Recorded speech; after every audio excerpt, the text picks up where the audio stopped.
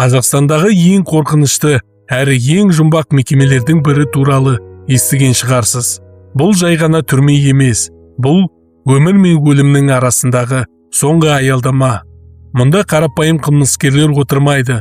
Мұнда адам өлтіргендер, маньяктар, каннибалдар, педофилдер және аса ауыр қылмыс жасаған адамдар жазасын өтейді. Бұл жерден шығу өте қиын. Көпшілігі үшін бұл мекеме өмірінің соңына дейінгі соңғы мекенге айналады. Бүгін біз Қазақстандағы ең қатаң режимдегі түрменің ішіне үңілеміз. Темір есіктердің ар жағында не болып жатыр? Өмір бойына сотталғандар күндерін қалай өткізеді? Олар жасаған қылмыстарына өкіне ме? Және олардың жүрегінде әлі де болса бостандыққа деген үміт бар ма? Алдымызда қара бүркіт. Ендеше бейнероликті соңына дейін көріңіздер.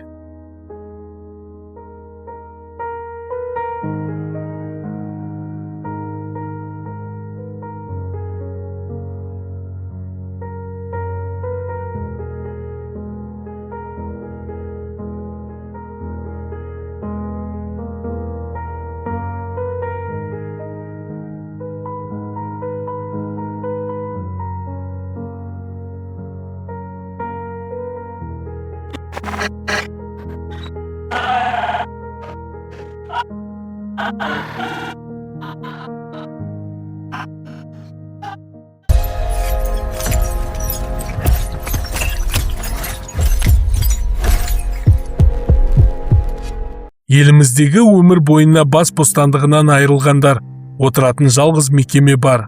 Ол қара бүркіт түрмесі. Мұнда аса ауыр қылмыс жасап, қатаң жазаға тартылған педофилдер, маньяктар, каннибалдар және террористер отырады. Қылмыс істегеннің жазасы ауыр. Заң алдында оған кешірім жоқ. Бірақ өмір бойына темір тордың ар жағында қалған адамдар ше? Олар жасаған ісіне өкіне ме? Олардың санасында не жатыр? Қара бүркіт деген атауымен елге белгілі болған түрменің ресми атауы номер 39 мекеме. 2004 жылдан бері бас бостандығынан айырылған сотталғандар дәл осы жерде жазасын өтеп келеді. Колония Ресей шекарасына жақын орналасқан. Қостанай облысындағы Жетіқара қаласынан шамамен 30 шақырым жерде. Жол ұзақ, интернет байланысы жоғалады, телефон желісі де үзіледі. Даланың ортасында келе жатқанда жүргізуші де жанылып қалады. Айналада көзге көрінер ешкім жоқ. Мекеме қақпасына жақындаған сайын атмосфера өзгере бастайды. Темір қоршаулар, бақылау мұнаралары, қатаң күзет. Бұл жерге кездейсоқ адам келмейді. Мекеме басшылығының айтуынша, мұнда 100 сотталған адамдар бар. Олардың ішінде 189 адам өмір бойына бас бостандығынан айырылған. Бұл адамдардың арасында адам өлтіргендер, педофилдер, ерекше қатыгездікпен қылмыс жасағандар бар. Түрме басшылығының сөзінше, соңғы жылдары өмірлік жазаға кесілгендердің арасында педофилия қылмысы бойынша сотталғандар көбейген. Мұнда әр адамның тағдыры әртүрлі, бірақ бәрін біріктіретін ортақ нәрсе бар. Олар өмірлерінің ең ұзақ кезеңінің дәл осы қабырғалардың арасында өткізеді. Бұл жердегі өмір күн сайын қайталанады. Таңғы сағат 6:00-де ояну, төсекті жинау, жуыну, жаттығу жасау, таңғы ас, тексеру, дәрігерлердің бақылауы, содан кейін тағы да камера, тағы да темір есік, тағы да ұзақ сағаттар. Кешкі сағат 22:00-де барлық қозғалыс тоқтайды. Әр күн бір-біріне ұқсас. Апталар, айлар, жылдар, тіпті ондаған жылдар. Сотталғандар әдетте 3-4 адамнан бір камерада отырады.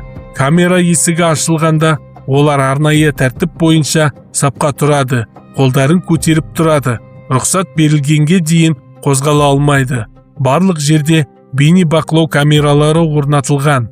Әрбір әрекет бақылауда, әрбір қозғалыс тіркеледі. Бұл жерде еркіндік деген ұғым жоқ. Өмір бойына сотталғандардың да жақындары бар. Ата-анасы, балалары, туысқандары.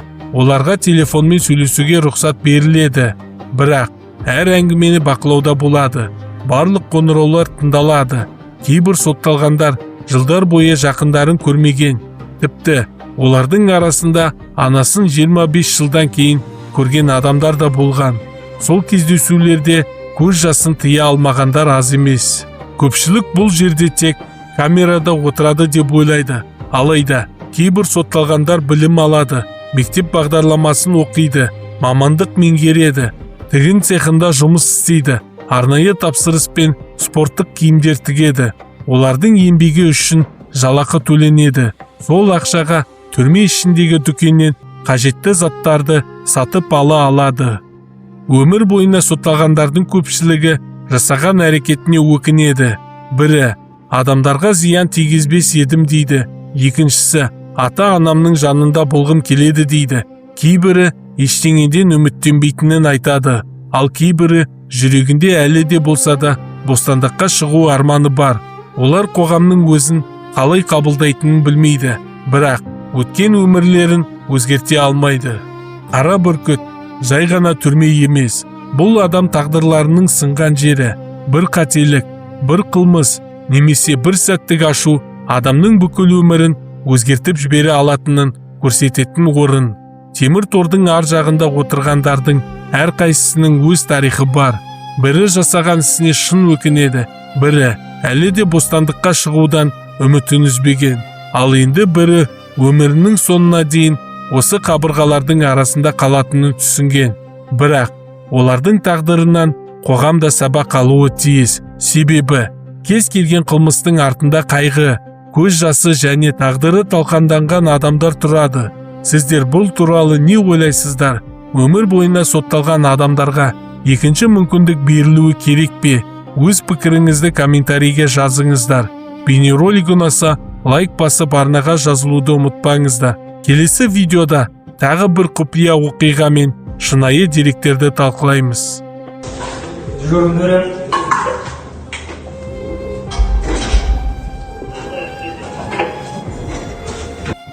Достар, осындай оқиғалар сіздерді қызықтыратын болса, арнаға тіркеліп кетуді ұмытпаңыздар.